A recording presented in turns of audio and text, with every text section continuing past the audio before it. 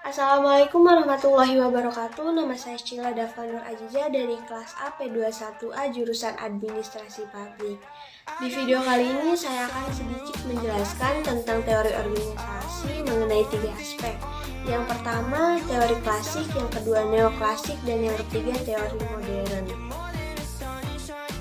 Sebelum membahas ketiga aspek tersebut, sebaiknya kita mengetahui dulu definisi teori organisasi menurut ahli. Teori organisasi menurut Ernest Dale, menurutnya teori organisasi merupakan suatu proses perencanaan yang mana diantaranya meliputi penyusunan, pengembangan, dan juga pemeliharaan suatu struktur atau pola hubungan kerja dari orang-orang dalam suatu kerja kelompok. Mengenai aspek yang pertama yaitu teori organisasi klasik pada tahun 1800-an. Definisi organisasi menurut teori klasik yaitu organisasi merupakan struktur hubungan, kekuasaan, tujuan, peranan-peranan, kegiatan, komunikasi, dan faktor-faktor lain apabila orang bekerja sama. Teori klasik sepenuhnya menguraikan anatomi organisasi formal. 4 unsur pokok yang selalu muncul dalam organisasi formal yaitu sistem kegiatan yang terkoordinasi, kelompok orang, kerjasama, dan yang terakhir yaitu kekuasaan dan kepemimpinan. Yang kedua yaitu teori organisasi neoklasik.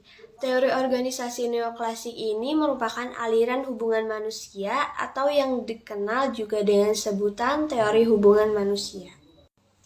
Beberapa pembagian kerja yang dipaparkan diantaranya adalah yang pertama, adanya organisasi dapat memungkinkan keterlibatan setiap orang dalam proses pengambilan keputusan. Yang kedua, perluasan kerja yang menjadi bagian dari pola spesialisasi.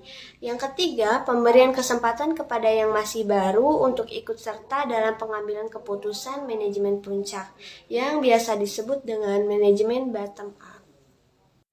Pembahasan yang terakhir yaitu teori modern. Teori ini muncul tahun 1950 sebagai akibat ketidakpuasan dua teori sebelumnya, yaitu teori klasik dan neoklasik.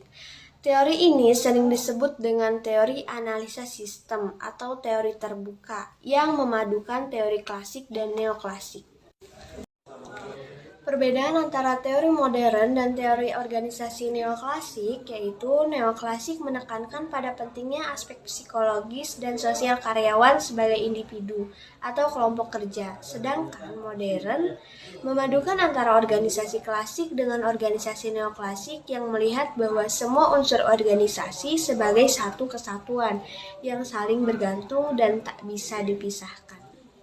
Inti dari kedua teori tersebut adalah hubungan manusia dengan manusia lain yang terjalin dengan baik adalah salah satu kunci daripada kesuksesan sebuah tujuan. Hingga pada akhirnya kedua teori tersebut terbantahkan ketika adanya teori modern untuk organisasi dengan memperkenalkan sistem pekerjaan yang fleksibel. Adanya sebuah kedinamisan antara hubungan manusia dengan yang lainnya. Sehingga peluang untuk mengasah kemampuan mereka berada di level manapun dapat terwujud dan mencapai tujuan. Oke, hanya itu yang dapat saya sampaikan. Kurang dan lebihnya saya mohon maaf. Wabillahi taufik wal hidayah. Wassalamualaikum warahmatullahi wabarakatuh.